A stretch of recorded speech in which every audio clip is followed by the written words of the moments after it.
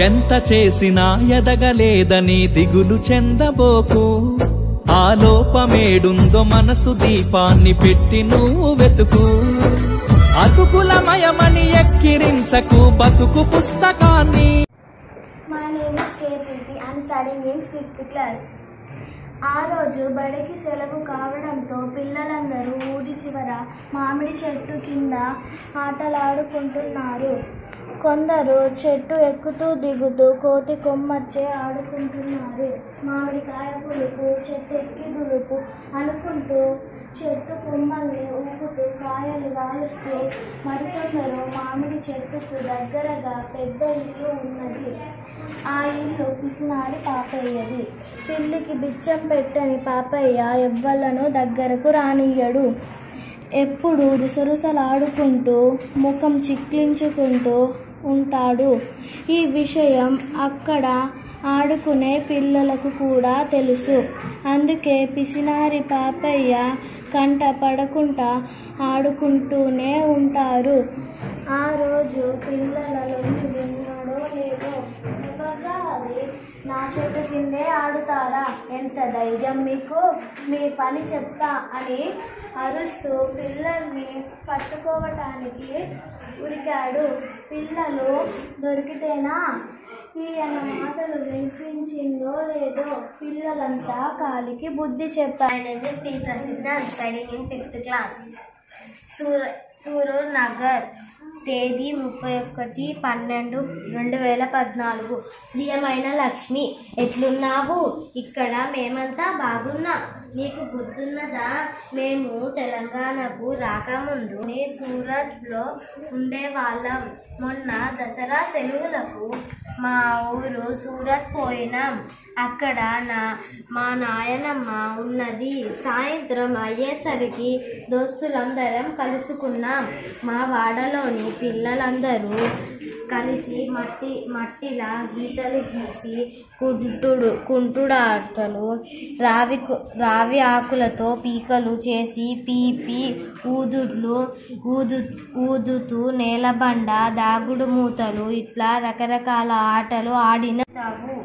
ఆమె బియ్యంలో రాళ్ళు ఏరడం, తల దువ్వడం, కూరగాయలు కోయడం, బట్టలు ఉతకడం, పలక మీద రాయడం వంటి పనులన్నీ కాళ్ళతోనే చేస్తుంది.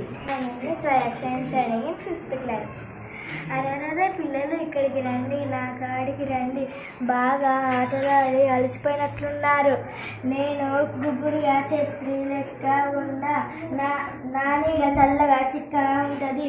4 చింతకాయలు తెంపుకొని తినుకుంటా, నా మాటలు వినుకుంటా కూర్చోండి. నా గురించి మీ పెద్దలకు బాగా తెలుసు, మీకు కూడా ఎరుక కాలం చెప్తున్నా. My name is K. I am studying in 5th class. Telangana ప్రాంతంలో మర్రి, రావి, వేప, చింత, మామిడి, మేడి, జువ్వి మొదలైన పెద్ద పెద్ద చెట్లు అనేకం కనిపిస్తున్నాయి.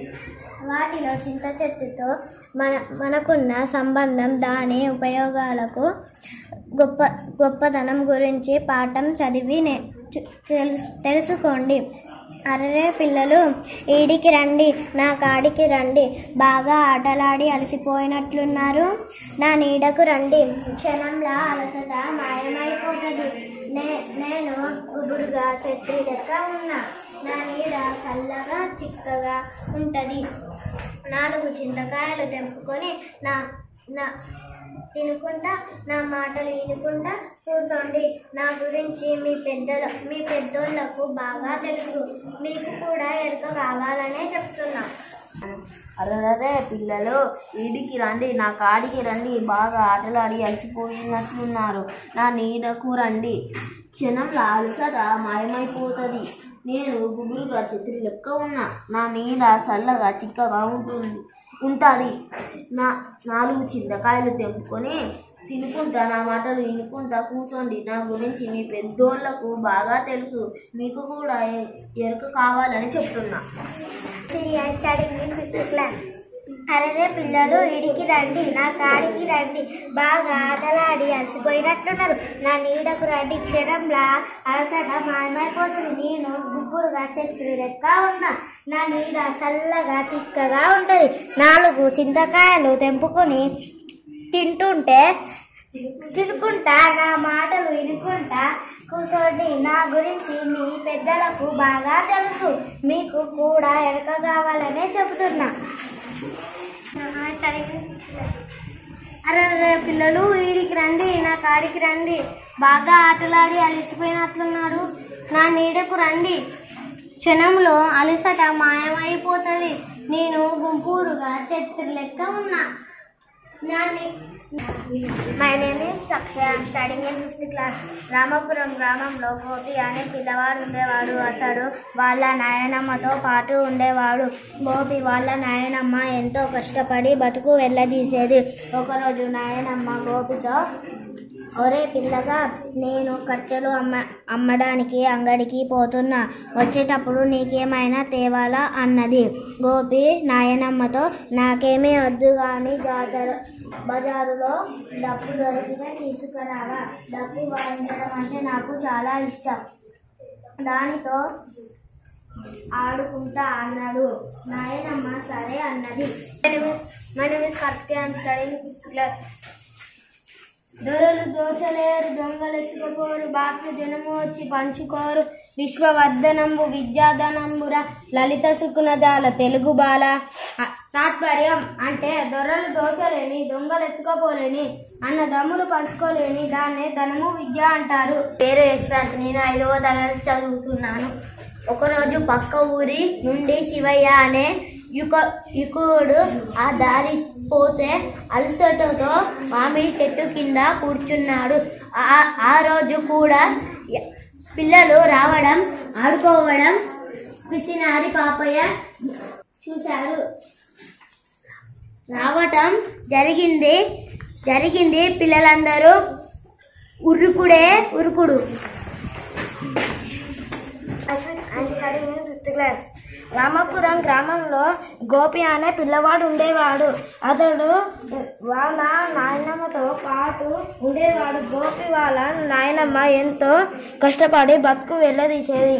ఒకరోజు నాయనమ్మ గోపితో, ఒరే పిల్లగా, నేను కట్టెల అమ్మడానికి అంగడికి పోతున్నా, వచ్చేటప్పుడు నీకేమన్నా తేవాలనా అన్నది.